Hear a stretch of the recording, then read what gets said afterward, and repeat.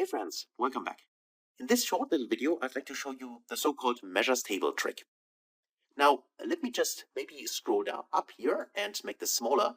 And what you should see is currently our total sales measure is inside the sales table. Now, the reason why it is currently in the sales table is because I right-click on this table and create a measure from here. If I would create on this product table here, for instance, right-click here and then create a new measure, I could create the same measure, like total sales, but then the measure itself would appear inside the products table, not in the sales table.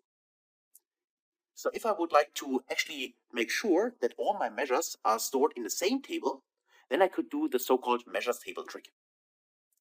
The way this works is I can simply go to Home, and under Home, I have the option to create a manual table. So by simply clicking on this Edit Data.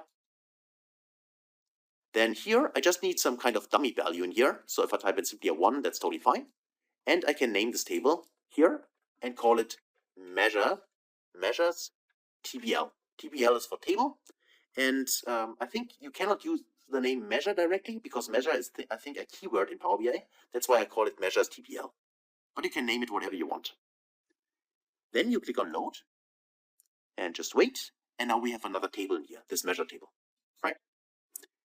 Now, what you could do is simply go to the measure itself here, and then we can here see in the table tools, this measure tools up there, then there is a name for the measure. We can rename it here, but also there is a home table. And the home table can be changed here by simply going to another table. So if, for instance, for the sales, currently it's a sales table, but for the total sales measure, if I check the measures table now, click on it, you see that now if I do that, the total sales is now part of the measures table and not of the sales table anymore. And now the magic trick comes.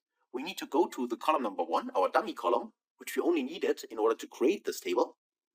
And then we click on the 3 dots here. And then we go on here and say we simply delete from model. And as soon as we do this, of course, we have here the pop-up window just to make sure. Yes, we like to do that. And please watch what happens then for the measures table and the total sales. If I click on yes, then now automatically the measures table gets put on the top here, and also the icon changes. It's not a table anymore, a table icon, but instead it's this calculator icon. Because in this specific table, I only have measures. My total sales in this case is just one measure, but of course I could have several measures in here. And that's the measures table trick. So we have all our measures now, or we could create all our measures inside this measures table. So we have a better structure in here. And also they're always put on top here. And below there are all the tables we have. And also it has this little icon, this calculator icon, or several calculator icons here. It just to make sure that this is also an indication that this is our measures table. So this is just really, again, for structuring. It's not required in any way. You can also create your measures in all the tables and then just search for the measure here in the search bar.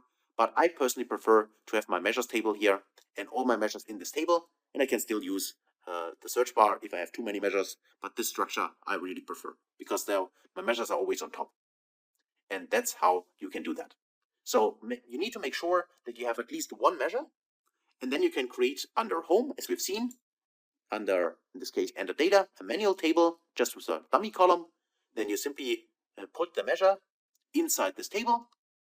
And then you just remove the dummy column, and then it automatically creates this measures table, puts it on top with the little icon here. Okay? So that's it for this video. Hopefully that was helpful, and hopefully you can use this in your own model. So thanks a lot for watching, and also, of course, for participating, as always, and see you in the next video. Until then, thanks, guys.